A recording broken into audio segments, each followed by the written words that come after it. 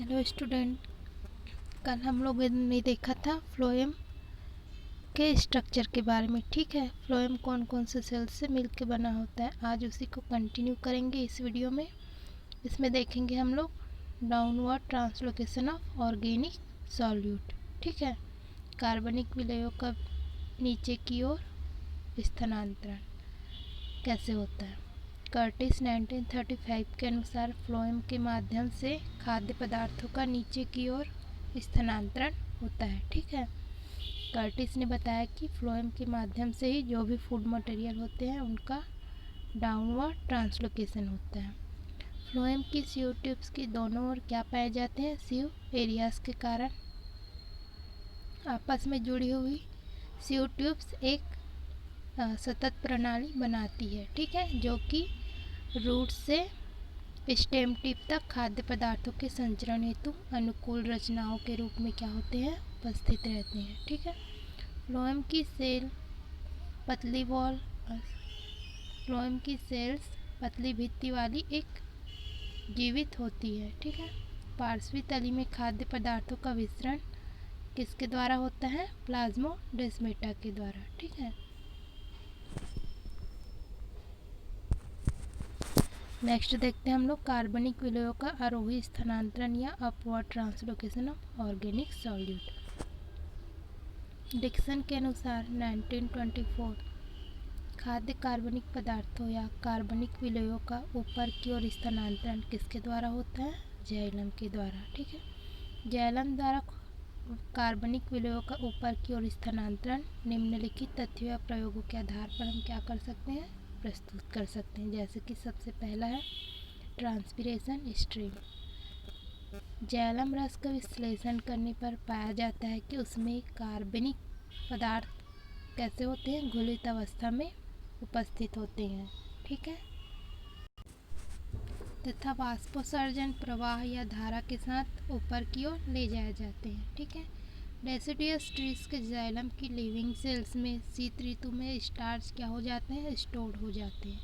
यह स्टार्च बाद में किस में परिवर्तित हो जाता है, शुगर में। ठीक है, और स्थानांतरित होकर वाष्पोत्सर्जन धारा में क्या हो जाती है, मिल जाती है, एवं उसके साथ ऊपर की ओर इसका क्या हो जाता है, प्रवाह हो जाता है। ठीक है, इसके कुछ समालोचन या क्रिटिसिज्म है, जैसे कि जैलम रस में शुगर की सांद्रता ठंड ऋतु में सर्वाधिक पाई जाती है, परंतु इस समय वाष्पोत्सर्जन की दर कैसे होती है, बहुत ज़्यादा कम होती है। ठीक है, कुछ पौधों के जैलम रस में शुगर की सांद्रता अत्यंत कम पाई जाती है। ठीक है,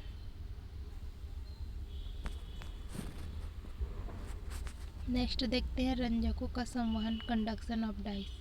कई प्रकार के डाइस का ऊपर की ओर प्रवाह किसके द्वारा होता है, जाइलम के द्वारा होता है। ठीक है, नेक्स्ट है हमारा रिंगिंग एक्सपेरिमेंट, वलयन प्रयोग।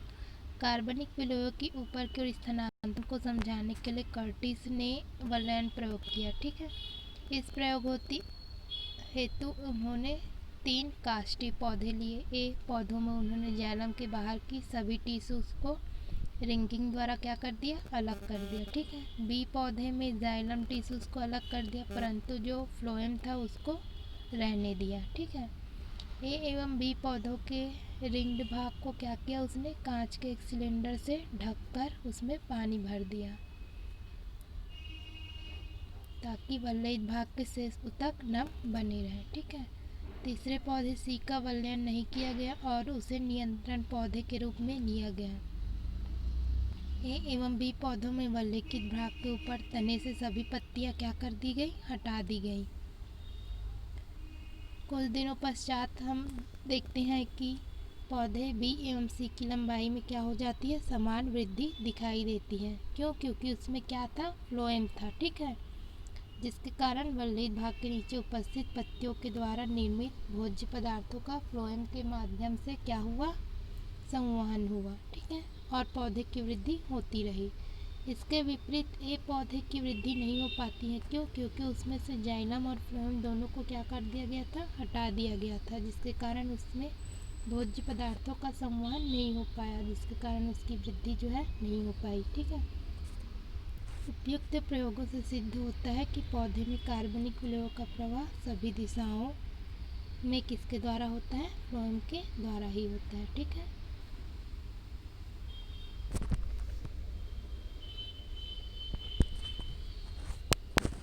नेक्स्ट हम लोग देखते हैं कार्बनिक विलयन के स्थानांतरण की विधि। Mechanism of translocation of organic solute. निम्न विधि इसमें भी प्रस्तुत किए गए।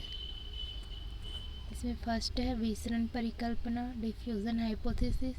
ये किसके ऊपर बेस है? डिफ्यूज़न के नियम के ऊपर। ठीक है, डी व्रिज 1885 के अनुसार खाद्य पदार्थों का स्थानांतरण अधिक सांद्रता वाले भाग से कम सांद्रता वाले भाग की ओर विसरण की प्रक्रिया के द्वारा होता है। ठीक है, पौधों के सप्लाई इंड में भोज्य पदार्थ बनते हैं, अतः यहाँ पर इनका सांद्रण क्या होता है? सबसे अधिक होता है।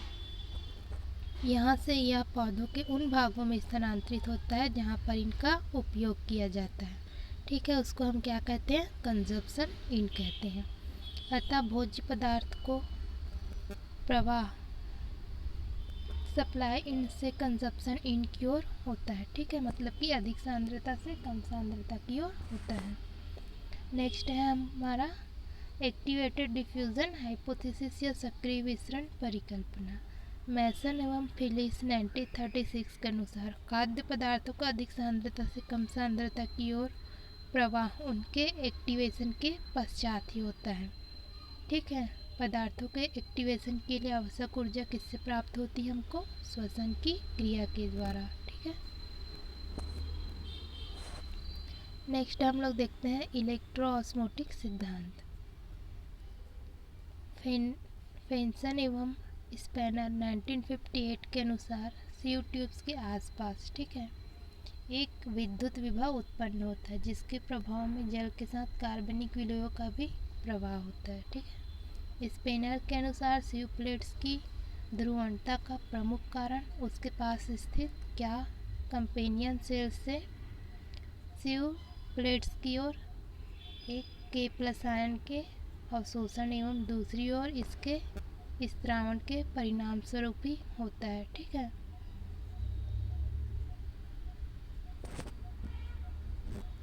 इस क्रिया में K+ आयन का सीयू प्लेट्स के नीचे की ओर स्थित सेल से उनकी लॉन्गिट्यूडनल वॉल में क्या होता है? लिंकेज होता है तथा ऊपर की ओर स्थित सेल्स में पोटेशियम पंप के माध्यम से सीयू ट्यूब्स अथवा कंपेनियन सेल्स में पंप कर दिए जाते हैं। ठीक है, इस क्रिया के लिए ऊर्जा ATP से ली जाती है। K+ आयन के प्रवाह के साथ साथ कार्बनिक विलयन का भी क्या होता है? स्थानांतरण होता है। ठीक है, स्पेनर के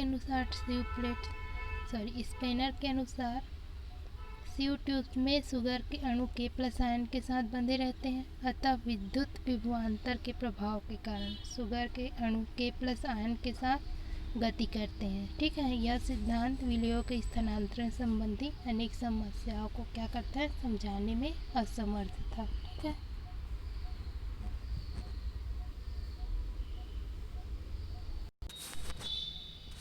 नेक्स्ट हम लोग देखते हैं जीव द्रव्य भ्रमण या जीव द्रव्य प्रवाह परिकल्पना। Streaming of protoplasm hypothesis. De Vries 1885 के अनुसार प्रत्येक सीयू ट्यूब्स एवं अन्य सेल्स का साइटोप्लाज्म साइक्लोसिस करता है। ठीक है, मतलब कि भ्रमण करता है वो, तथा सीयू प्लेट्स के एक सिरे से दूसरे सिरे की ओर कार्बनिक विलयन का क्या करता है? स्थानांतरण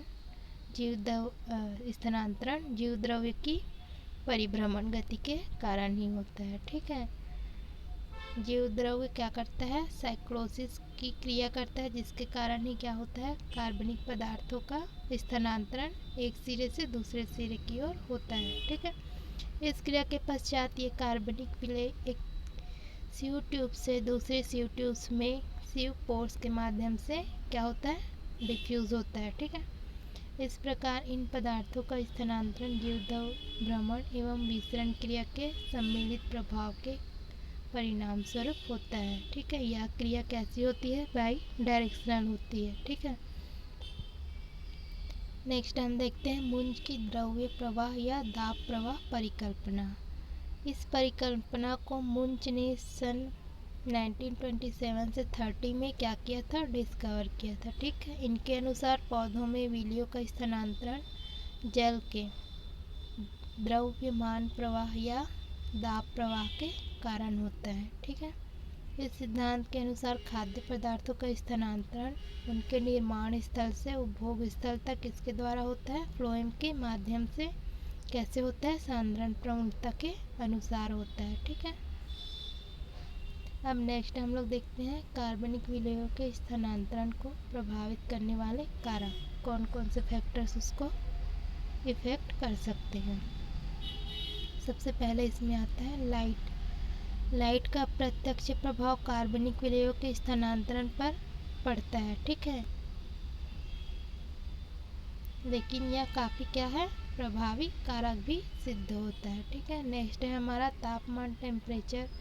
कार्बनिक विलयन का स्थानांतरण तापमान से काफ़ी अच्छी तरह से क्या करता है? सामंजस्य स्थापित करता है। ठीक है, नेक्स्ट है हमारा ऑक्सीजन।